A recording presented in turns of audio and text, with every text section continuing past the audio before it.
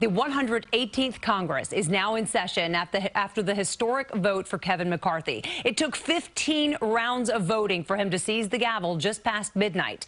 Early this morning, the sign marking McCarthy's House Speaker role was installed on Capitol Hill.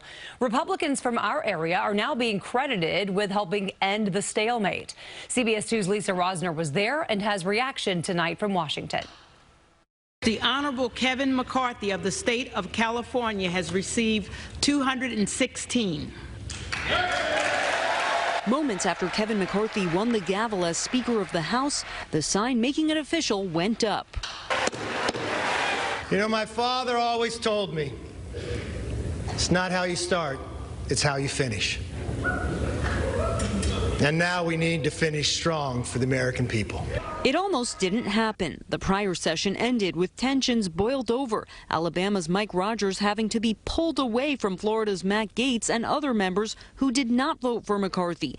As the House was preparing to adjourn until Monday, Republican Long Island Congressman Andrew Garbarino was one of the first to vote for them to stay, along with other New York Republicans. Congressman Garbarino and I and Nicole Maliantakis and Nick LaLota and others, we just thought, you know, the time has come. You see Garbarino speak to McCarthy, who then goes over to hold out Gaetz, who sources say also said he didn't want to adjourn. Garbarino tells him to go speak to McCarthy. They talk, and shortly after that, McCarthy alerts Republicans to vote to stay for what would be the historic stalemate-ending 15th session. Immediately after, all members were sworn in, including embattled Long Island and Queens Representative George Santos. The first-time lawmaker dodged our questions all week about his message to voters, disappointed he lied about his life story. Brooklyn Congressman Hakeem Jeffries was sworn in as the Democratic House Minority Leader, the first black lawmaker to lead a party in Congress. Raised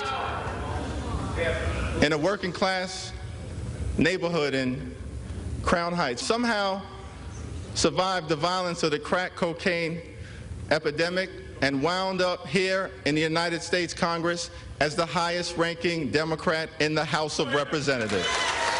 America, truly a land of opportunity. I kind of was a little bit like his mentor when he first got here, but he's gone far beyond where my leadership could help him. So now I look to him. Hakeem's a good friend, and you know, it was an historic moment. He really, I think, showed how he is going to lead, which is in a big tent way with an outreached hand to the other side. There have not been this many voting sessions to select a speaker in more than a century.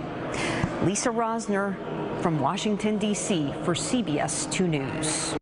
And stay with CBS 2 for the latest on this new Congress. We'll have new developments on air online at cbsnewyork.com and, of course, on our streaming channel, CBS News New York.